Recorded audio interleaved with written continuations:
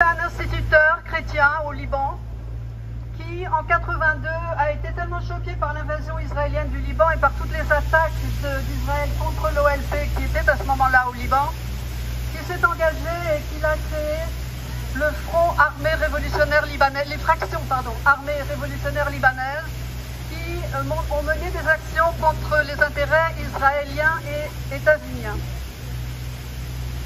Dans ce contexte, deux personnalités de ces deux pays ont été assassinées en 82, un attaché militaire états-unien et un diplomate israélien qui s'est révélé être un agent du Mossad, les services de renseignement extérieur israéliens.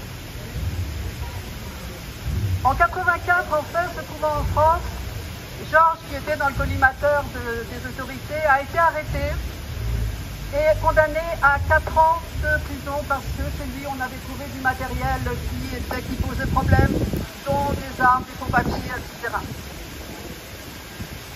En 85, un échange était prévu contre un otage français au Liban, mais ça a capoté en fait, et l'otage a été libéré, et Georges a été déclaré complice de l'assassinat des deux personnes en 82.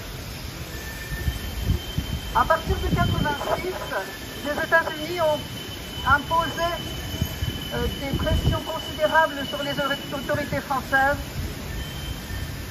Et c'est l'époque aussi où il y a eu des attentats en France. Alors, ces attentats ont été évidemment mis sur le dos de Georges et de ses camarades, même s'il n'y a jamais eu la moindre preuve à cet égard. Les frères de Georges, au Liban, ont été accusés d'être à l'origine des attentats. Et en fait, c'était évidemment une fausse piste, ça a été reconnu après par les autorités, y compris les autorités de renseignement françaises, qui ont fait porter la responsabilité vraisemblablement sur l'Iran à l'époque. Et en 87, un autre procès s'est tenu. À ce moment-là, la France était prête à calmer le jeu, si l'on peut dire, et à laisser sortir Georges contre le fait qu'il parte au Liban. Mais les pressions des États-Unis ont été extrêmement fortes et en fait, à l'issue du procès, il a été condamné à perpétuité. Il s'est avéré à ce moment-là, un petit peu après, que l'un de ses avocats était en fait un employé des services secrets français, de la DST, de la Direction de sécurité du territoire, et qu'il avait donc vendu Georges, depuis le début de ses prestations en tant qu'avocat, au service de renseignement français. Vergès, Jacques Vergès, qui avait pris le relais, n'a pas jugé bon de se pourvoir en cassation. En fait, jusqu'à 99, donc il y a eu plusieurs demandes de libération, et en 99, Georges était libérable. Ça fait 25 ans, 26 bientôt. Mais toutes les demandes de libération ont été rejetées et à chaque fois, les États-Unis étaient derrière le rejet. En 2012, il a été à nouveau libérable, mais maintenu en détention. En 2013, même chose, le tribunal avait jugé qu'il pouvait être libéré à condition de partir au Liban, mais les pressions des États-Unis ont été telles que Hillary Clinton, qui était ministre des Affaires étrangères des États-Unis à l'époque, a téléphoné à Fabius, qui était notre ministre des Affaires étrangères, téléphonait directement en disant que ça serait complètement catastrophique pour les relations États-Unis-France si Georges était libéré.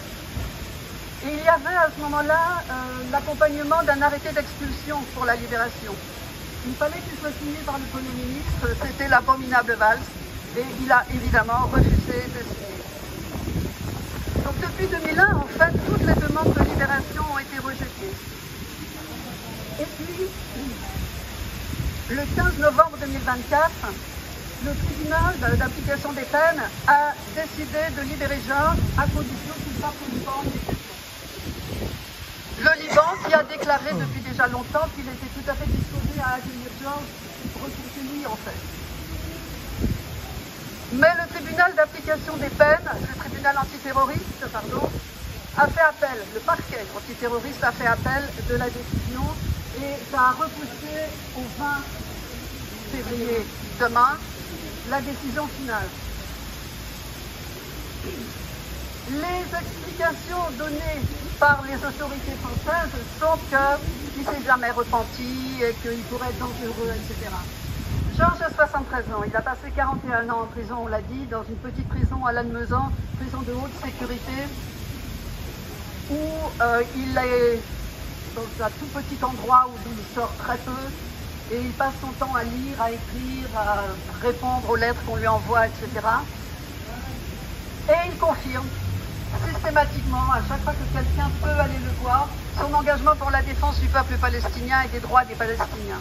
C'est vrai qu'il n'est pas repenti, mais pourquoi se repentirait-il d'apporter son soutien à un peuple sous occupation, sous blocus, génocidé maintenant?